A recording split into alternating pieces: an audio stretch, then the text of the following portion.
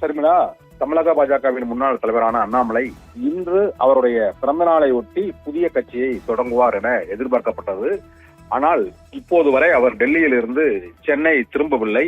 இருந்த போதிலும் இறுதிக்கட்டமாக பாரதிய ஜனதா கட்சியின் தேசிய தலைவர்கள் அவரை சமாதானப்படுத்தும் முயற்சியில் ஈடுபட்டு வருகிறார்கள் என்றும், அந்த சமரச முயற்சி தோல்வியடைந்ததால் நாளை அவர் புதிய கட்சி தொடர்பான அறிவிப்பை வெளியிடுவார் எனவும் எதிர்பார்க்கப்படுகிறது. அந்த கட்சியின் பெயர் தமிழக மக்கள் கட்சி அல்லது தமிழக மக்கள் கழகம் என்ற பெயரில் அந்த கட்சியின் பெயர் இருக்கும் என்றும், பதிவுக்காக அந்த கட்சியின் பெயர் இன்னும் பதிவு செய்யப்படவில்லை. தேர்தல் ஆணையத்தில் முறைப்படி அடுத்த வாரத்தில் பதிவு செய்யப்படும் எனவும் எதிர்பார்க்கப்படுகிறது.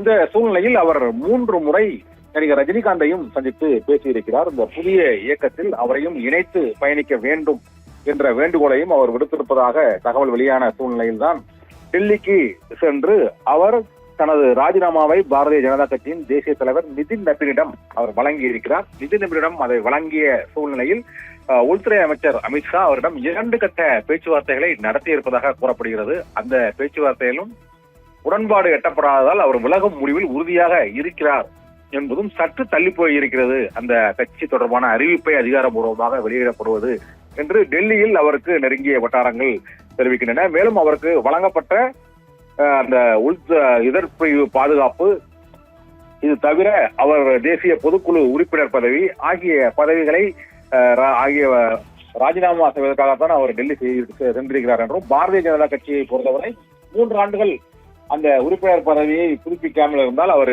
இயல்பாகவே அந்த கட்சியில் இருந்து விலகி விடுவார் என்றும் கூறப்படுகிறது. அத்தகைய புதுப்பிக்கும் பணியில் அண்ணாமலை ஈடுபடாத சூழ்நிலையில் அவர் ராஜினாமா செய்ய வேண்டிய அவசியம் இல்லை என்றும், தேசிய பொதுக்குழு உறுப்பினர் மற்றும் இசைப்பிரிவு பாதுகாப்பு தேவையில்லை என்பது குறித்து உள்துறை அமைச்சகத்துக்கான கடிதத்தை அவர் வழங்கிவிட்டதாகவும் தகவல் வெளியாகி இருக்கிறது. இருந்த போதிலும் நாளை மாலை வரை டெல்லியில் இருந்து அவர் சென்னை திரும்புவதற்கான அந்த விமான நிலைய டிக்கெட் பதிவு எதுவும் செய்யப்படவில்லை என்றும் அவருடைய ஆதரவாளர்கள் தரப்பில் தெரிவிக்கப்படுகிறது. பாரதிய ஜனதா கட்சி தரப்பில் மீண்டும் ஒரு சமாதான முயற்சி இன்று மேற்கொள்ளப்படுவதாகவும் தகவல்கள் தெரிவிக்கின்றன.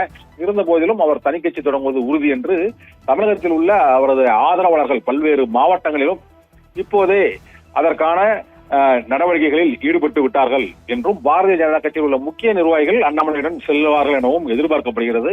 இதனால் தமிழகத்தில் மேலும் ஒரு புதிய கட்சி பாரதிய ஜனதா கட்சியிலிருந்து பிரிந்து அந்த கட்சியில் 2020ஆம் ஆண்டு இணைந்த அண்ணாமலை 2021ஆம் ஆண்டே அவருக்கு ஒரே ஆண்டில் தலைவர் பதவி வழங்கப்பட்டது. IPS பணியில் இருந்து அவர் கர்நாடக மாநிலத்தில் IPS அதிகாரியாக பணிபுரிந்து தமிழகத்திற்கு அந்த பதவியை விலகிவிட்டு அரசியலில் அவர் புகுந்த முதல் ஆண்டிலேயே அவருக்கு தமிழக பாஜகவின் தலைவர் பதவி வழங்கப்பட்டது. அதன் பின்னர் 2024 வரை அவர் தலைவர் பதவி வகித்தார். அதன் 2024 நாடாளுமன்ற தேர்தலிலும் அவருடைய தேர்தல் வியூகத்தின்படியே பாரதிய ஜனதா கட்சி போட்டியிட்டது. 11% அளவுக்கு வாக்குகளை பெற்றது. 2026 தேர்தலில் அவரை பதவியை விட்டு நீக்கிவிட்டு அதிமுகவுடன் கூட்டணி வைப்பதற்காக பாரதிய ஜனதா கட்சியின் தேசிய தலைமை நயினார் நாகேந்திரனை அங்கு தலைவராக நியமித்தது சர்ச்சையை ஏற்படுத்தியது. அதிலிருந்து அதிருப்தியில் இருந்த அண்ணாமலை இப்போது புதிதாக தனி கட்சி தொடங்க போவதை உறுதிப்படுத்தி இருக்கிறார்.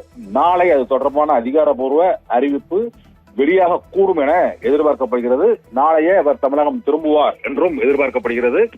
அதற்கு பின்னர் மற்றொரு தகவலும் வருகிறது. அவர் இன்னும் ஒரு 6 மாதம் அவர் இந்த புதிய கட்சியில் இயங்குவதை ஒத்தி வைத்துவிட்டு வி லீடர்ஸ் என்ற அறக்கட்டளையின் செயல்பாடுகளை அவர் ஏற்கனவே ஒரு அறக்கட்டளையை செயல்படுத்தி வருகிறார். அந்த அறக்கட்டளை செயல்பாட்டின் மூலமாக கட்சி அமைப்புகளை வலுப்படுத்துவதற்கான நடவடிக்கைகளில் முதலில் மேற்கொள்வார் என்றும், 6 மாதத்திற்கு பிறகுதான் அந்த புதிய நிர்வாகிகள் நியமிக்கப்படுவார்கள் என்றும் தகவல்கள் தெரிவிக்கின்றன.